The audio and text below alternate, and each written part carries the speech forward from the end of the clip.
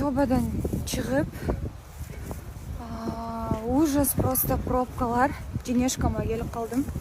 Жеңешкам кичине сыркылып оруп больницага жатып калды. В общем, полностью фрукты, не фрукты бүт алдым. Эжебиз деген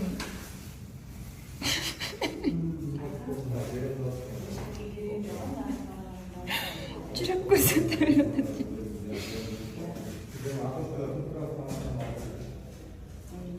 Ачып койгойчу, ай жакта кайсыңдын келип атат.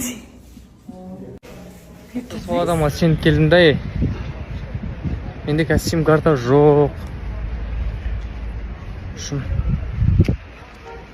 Таныс адам жоқ. Өзім өтем қазір енді. Бір бәле қыларым.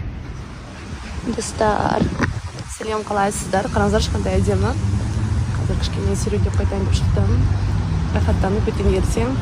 Құдай қаласа, Алматыға қайтатын боламын.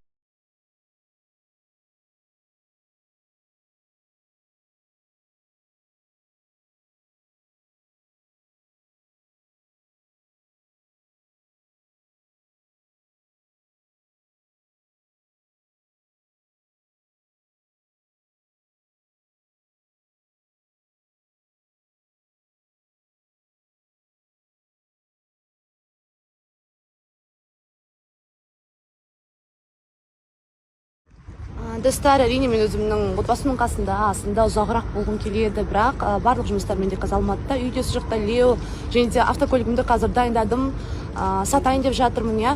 Және де менің басты мақсатым жаңағы ол автокөлікті жай ғана біреуге әйтеуір өткізіп жіберу емес, мен жақсы адамның қолына өзімнің кілтімді ұстатқым келеді. Себебі в идеальном состоянии. Мен өз заттарыма өте ұқыпты қараймын әрдайым. Сондықтан да өзімнің автокөлігімді жақсы адамға бергім келеді, сатқым келеді. Содан кейін, автокөлігімді сатқаннан кейін, сан түрлі жоспарлар, оның барлығын жүзеге асырамын міндетті түрде, бірақ сіздермен постфактум бөлісемін. Барлығы болған кезде сүйінші сұрап дегендей. Себебі осыған дейін алдын ала айтқан жоспарлар жүзеге аспаған кезде мен өз-өзімді өте қатты жей бастаймын. Оны қаламаймын.